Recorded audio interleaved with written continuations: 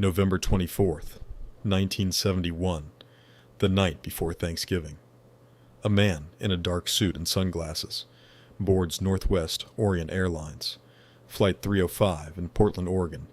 He hands the flight attendant a note, and nothing about American aviation will ever be the same. The man calls himself Dan Cooper. He orders a bourbon and soda. He lights a cigarette. And then, calmly and methodically, he informs the crew that he has a device in his briefcase and demands $200,000 in cash. What happened next would launch the longest and most exhaustive investigation in FBI history. A mystery that over 50 years later remains America's only unsolved case of airline hijacking. The man who would become known as DB Cooper, a name actually born from a media miscommunication, purchased his one-way ticket at the Portland airport counter using cash.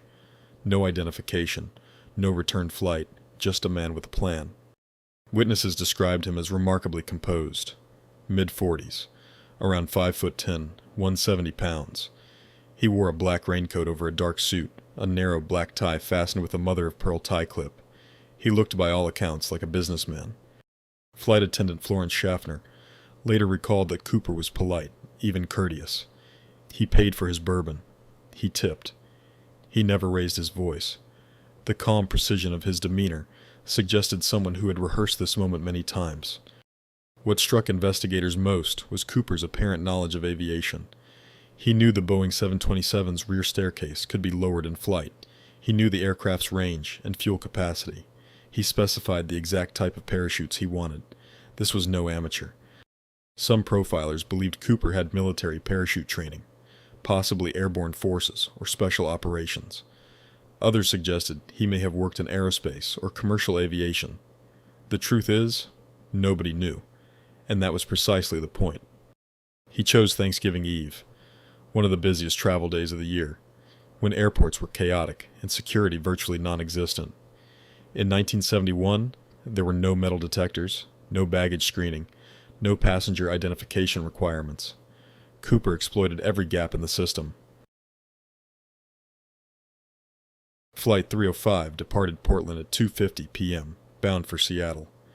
30 minutes into the flight, Cooper passed his note to Schaffner. When she initially ignored it, he leaned over and whispered calmly, "Miss, you'd better look at that note. I have a bomb." He opened his briefcase just enough to reveal what appeared to be wires and red cylinders. His demands were specific: $200,000 in $20 bills, 4 parachutes, 2 primary, 2 reserve, and a fuel truck standing by in Seattle. The airline complied. On the ground in Seattle, FBI agents scrambled to assemble the ransom money. They made one critical decision. Every single bill, all 10,000 of them, was photographed and its serial number recorded, a paper trail that would last decades. At 5:39 p.m., Flight 305 landed at Seattle-Tacoma International Airport. Cooper allowed all 36 passengers to deplane in exchange for the money and parachutes. It was calculated, transactional. He treated the entire operation like a business negotiation. Then Cooper issued his final instructions. He ordered the pilots to fly to Mexico City at the lowest possible altitude, under 10,000 feet, with the landing gear deployed, wing flaps at 15 degrees, and cabin unpressurized. He was engineering his own escape route. At approximately 8:13 p.m., somewhere over the dense forests of southwestern Washington state, the cockpit crew detected a sudden change in air pressure. A warning light indicated the rear air stair had been deployed. Cooper had opened the back door of the aircraft, in flight. When the plane landed in Reno, Nevada for refueling, authorities boarded to find the rear staircase still deployed, and the cabin empty. The money was gone. The parachutes were gone. Dan Cooper had vanished into the freezing November darkness. He had jumped into a rainstorm at night, over rugged mountainous terrain covered in thick forest, wearing only a business suit and loafers.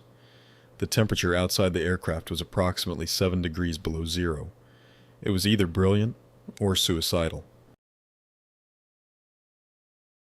The FBI launched one of the most extensive manhunts in American history, codenamed NORJAC, Northwest Hijacking.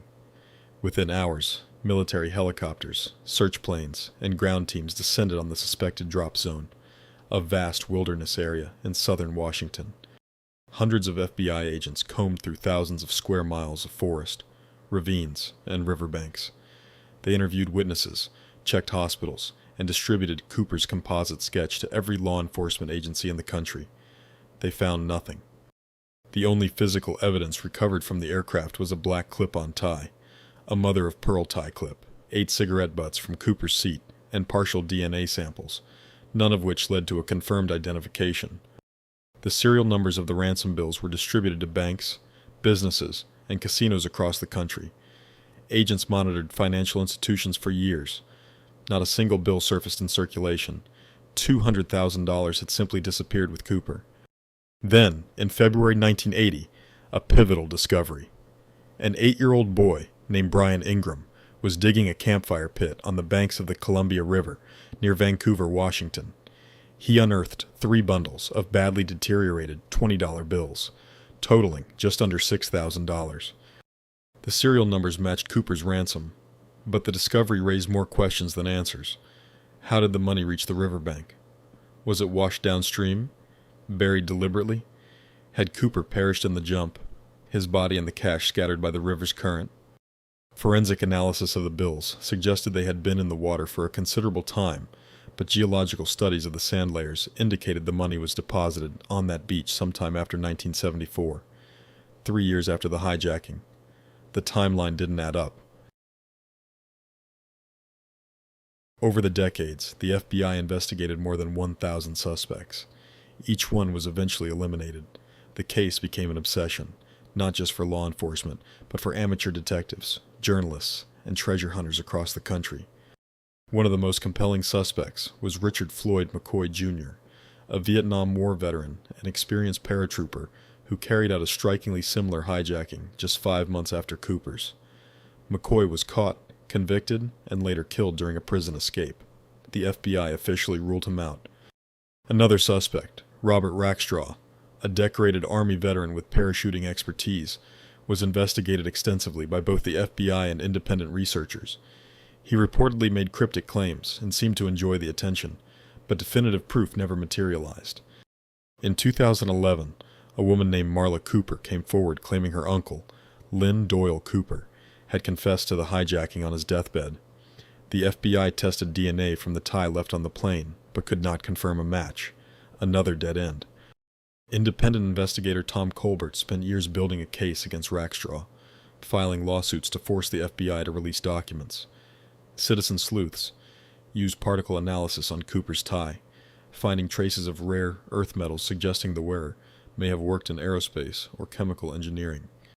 Despite all the suspects, all the theories, and all the technology brought to bear over 50 years, the FBI never identified Dan Cooper.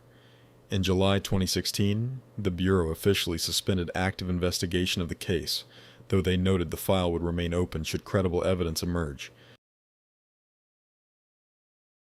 There was no arrest, no trial, no verdict. D.B. Cooper is the only person in American history to hijack a commercial airliner and never be caught. The case stands alone, a wound in the justice system that has never healed. The statute of limitations on the hijacking charges expired years ago. Even if Cooper were found alive today, federal prosecutors would face extraordinary legal hurdles. However, the indictment remains technically open. A legal ghost, just like the man himself. The Cooper case had one enormous consequence for American aviation.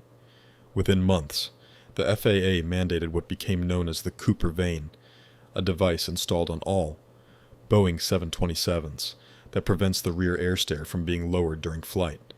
One man's escape route, sealed forever. The hijacking also accelerated the implementation of airport security measures that Americans now take for granted. Metal detectors, baggage screening, passenger identification, all of these were pushed forward in part because of the Cooper case and the wave of copycat hijackings that followed.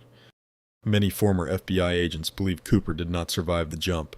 The conditions were extreme. Freezing temperatures, total darkness, mountainous terrain. No body was ever found, but neither were the remaining $194,000. Both simply vanished.